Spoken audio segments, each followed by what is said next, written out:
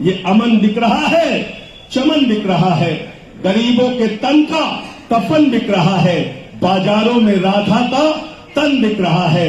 यारो बुरा न मानो तो कह दो, इन बेईमानों के हाथों वतन बिक रहा है। मोदी जी कहते हैं एमएसपी था, एमएसपी है, एमएसपी रहेगा। मैंने कहा झूठा था, झूठा है, झूठा ही रहेगा। और देश का प्रधानमंत्री पार्लियामेंट के अंदर कहता है ये आंदोलनजीवी लोग हैं, आंदोलनजीवी। सुबह उठना तो झूठ बोलना, शाम को उठना तो झूठ बोलना, रात में सोना तो झूठ बोलना, सुबह उठ के फिर से झूठ बोलना। यही काम हमारे प्रधानमंत्री का है। आप कहते हो आंगनबाड़ी की तनख्वाह बढ़ा दो, सरकार कहती है पैसा नहीं है। आप कहते हो पुरानी पेंशन बहाल कर दो, सरकार कहती है पैसा नहीं है। आप कहते हो शिक्षा मित्रों को लगवा दो, सरकार कहती है पैसा नहीं है। ये पैसा गया कहां? अरे ये पैसा अडानी के खाते में गया, अंबानी के खाते में गया। इतना अहंकार। 73 साल से हिंदुस्तान में लोकतंत्र है।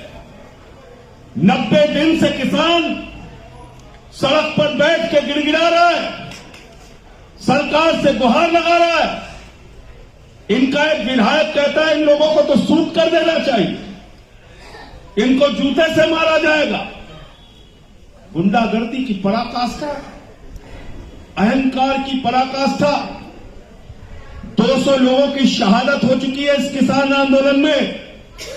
और देश का प्रधानमंत्री पार्लियामेंट के अंदर कहता है ये आंदोलनजीवी लोग हैं, आंदोलनजीवी। मोदी जी, मैं आपको बताना चाहता हूं, अगर राष्ट्रपिता महात्मा गांधी ने आंदोलन नहीं किया होता, अगर सरदार वल्लभ भाई पटेल ने आंदोलन नहीं किया होता, अगर शहीद आजम भगत सिंह ने आंदोलन नहीं किया होता, अगर नेताजी सुभाष चंद्र बोस ने आंदोलन नहीं किया होता, अगर शहीद अशफाक उल्लाह ने फांसी के फंदे को नहीं चूमा होता, अगर बाबा साहब डॉक्टर भीमराव अंबेडकर ने आंदोलन नहीं किया होता, तो ये मुल्क आजाद नहीं होता और संसद में नहीं होते और ऐसे आंदोलन जीवियों का मजाक नहीं उड़ा रहे होते। खुली हवा में जो हम आप सांस लेते हैं, ये आंदोलन जीवियों की बदौलत लेते हैं। ये लोकतंत्र हमें जो मिला, ये आंदोलनकारियों की बदौलत मिला।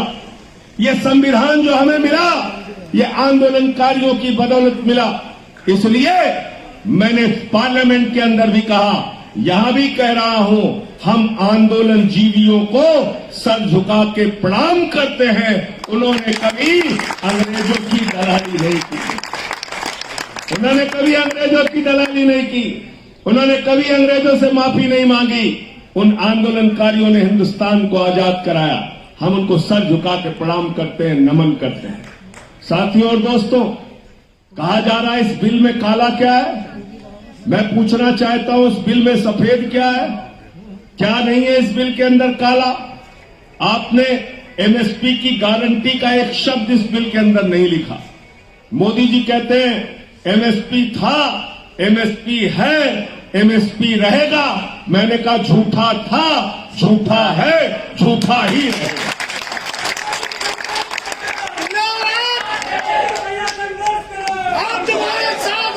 और ये मैं क्यों कह रहा हूं? मुझसे एक पत्रकार बंधु ने कहा, संजय सिंह जी, देश के प्रधानमंत्री कह रहे हैं कि एमएसपी था, एमएसपी है, एमएसपी रहेगा। आपको प्रधानमंत्री की बात पे भरोसा नहीं है? मैंने उस पत्रकार से कहा, मैंने कहा चलिए आपकी बात मान लेते हैं, प्रधानमंत्री की बात पे भरोसा करते हैं। आपसे ही शुरू करते हैं सबसे पहले। मैंने कहा 15 लाख आपके खाते में आ गया? बोले नहीं आया। मैंने कहा काला धन आ गया? बोले नहीं आया। मैंने कहा 2 करोड़ नौजवानों को रोजगार मिल गया? बोले नहीं मिला। मैंने कहा जीएसटी से दूसरी आजादी मिल गई? बोले नहीं मिला। अरे मैंने कहा नोटबंदी से देश की तकदीर तो बदली होगी? बोले नहीं बदली। मैंने कहा गन्ना किसानों का बकाया मिल गया? बोले नहीं मिला। मैंने कहा 1 रुपए भी 4 साल में गन्ने का दाम बढ़ा? बोले नहीं बढ़ा। मैंने कहा C2 प्लस 50% स्वामीनाथन आयोग की रिपोर्ट तो लागू हुई होगी? बोले नहीं हुई। तो मैंने कहा बताओ ऐसे झूठे आदमी का भरोसा कैसे?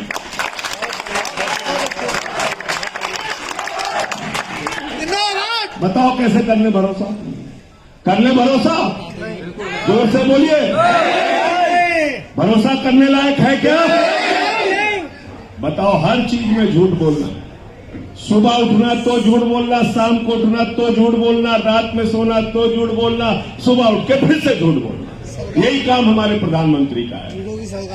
इतना झूठ बोल के कोई आदमी चैन से कैसे रह सकता है? इसको अगर सीखना है तो जाके नरेंद्र मोदी से आप लोग सीख सकते हैं। झूठ भी बोलता है, 10 लाख का सूट पहन के फकीर बन के हवाई जहाज से भी घूमता है बेचारा। देखिए आप, ऐसा कमाल है, ऐसा कमाल है।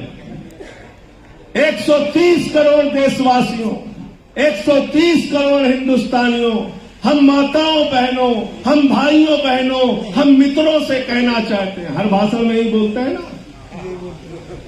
ये सरकार किसके लिए चल रही है आपको पता है? पता है क्या किसके लिए चल रही है? किसके लिए चल रही है?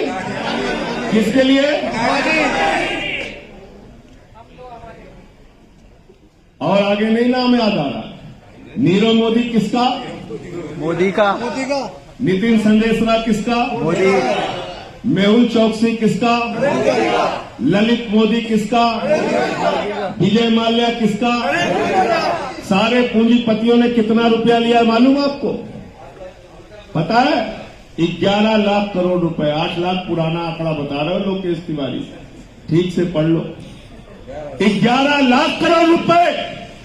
आप कहते हो नौकरी दे दो, सरकार कहती है पैसा नहीं है। आप कहते हो आंगनबाड़ी की तनख्वाह बढ़ा दो, सरकार कहती है पैसा नहीं है। आप कहते हो पुरानी पेंशन बहाल कर दो, सरकार कहती है पैसा नहीं है। आप कहते हो शिक्षा मित्रों को लगवा दो, सरकार कहती है पैसा नहीं है। ये पैसा गया कहां? अरे ये पैसा अडानी के खाते में गया, अंबानी के खाते में गया, टाटा के खाते में गया, बिरला के खाते में गया, मेहुल चौकसी के खाते में गया, नीरव मोदी के खाते में गया, ललित मोदी के खाते में गया, नितिन संदेशरा के खाते में गया। कितना नाम लूं? सारे के सारे पूंजीपति मित्रों को पैसा आपका बांटने का काम मोदी ने किया।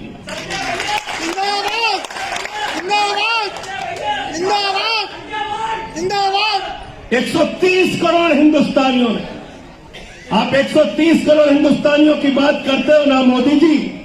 130 करोड़ हिंदुस्तानियों ने अपनी मेहनत से रेल बनाया, अपनी मेहनत से सेल बनाया, अपनी मेहनत से कोल बनाया, अपनी मेहनत से स्टेडियम बनाया, अपनी मेहनत से सड़क बनाई, अपनी मेहनत से बिजली बनाई, अपनी मेहनत से पानी बनाया, अपनी मेहनत से हिंदुस्तान बनाया। और तुम्हारा बजट इस बार हमने पढ़ रहा था पार्लियामेंट में, मैंने उसको पढ़ा और मैंने आदम गोंडवी की लाइन भी वहां पढ़ी थी कि जो डलहौजी न कर सका, जो डलहौजी न कर सका वो ये हुक्म कर देंगे और कमीशन दे दो तो हिंदुस्तान को नीलाम कर।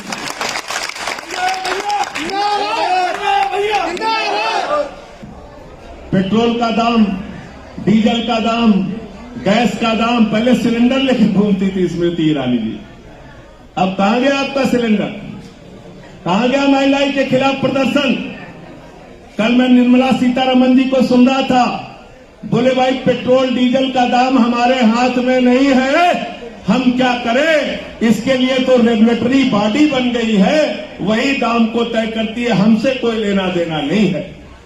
तो ठीक है निर्मला सीतारमण जी, अपने पद से इस्तीफा देके नीचे आ जाओ, हम लोग रेगुलेटरी बॉडी वाले को ही वोट दे देंगे।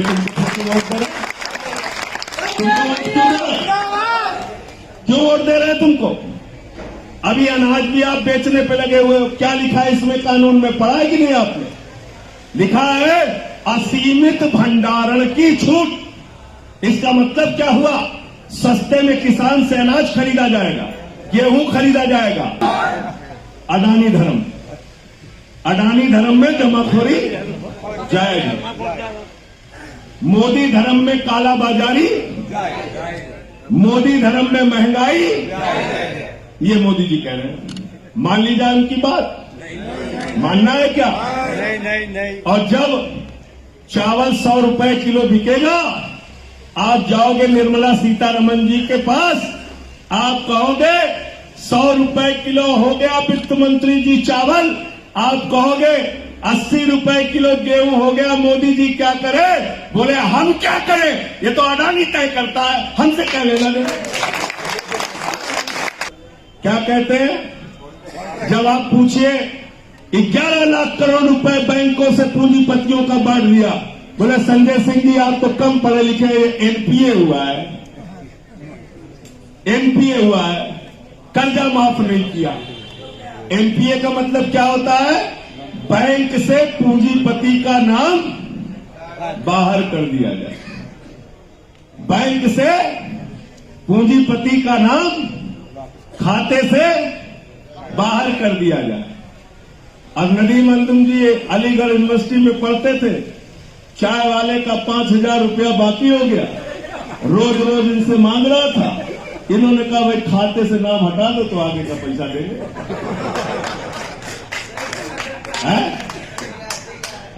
चाय वाले ने कहा भैया पैसा चाहिए, बोले नहीं, पहले नाम खाते से काटो तब आगे का देंगे। तो 11 लाख करोड़ रुपए बैंकों के खातों से नाम हटा दिया गया। उसको ये लोग कहते हैं वो तो एनपीए हो गया। एनपीए का मतलब है ऐसा पैसा जो आपको वापस नहीं मिलने वाला। राज्यसभा में हम लोगों ने सवाल पूछा कि जो ये 11 लाख करोड़ रुपए एनपीए हुआ है, जिसको तुम कहते हो कि ये माफ नहीं हुआ है, खाली बैंक के बैलेंस शीट से नाम हटाया है, बैंक के खाते से नाम हटाया है, इसमें कितना पैसा आपको मिला वापस? तो जवाब सरकार का है, मेरा नहीं, कि मात्र 9% पैसा वापस मिला, मात्र 9% पैसा।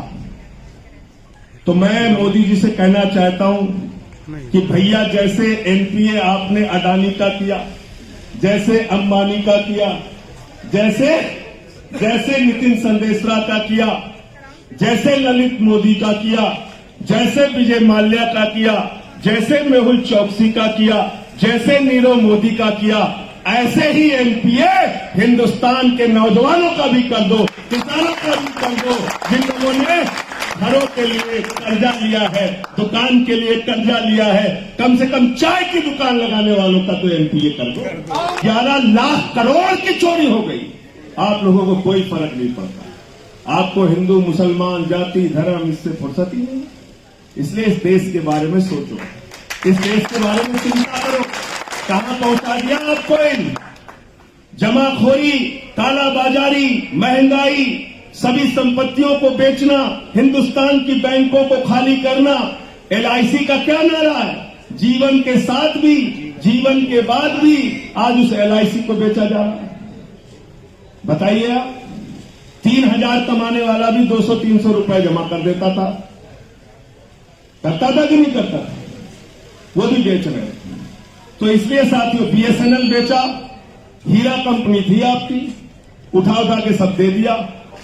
तो इसलिए साथियों और दोस्तों, मैं आपसे कह रहा हूं, ये अमन दिख रहा है, चमन दिख रहा है, गरीबों के तन का कफन दिख रहा है, बाजारों में राधा का तन दिख रहा है। यारो बुरा न मानो तो कह दो, इन बेईमानों के हाथों वतन दिख रहा है।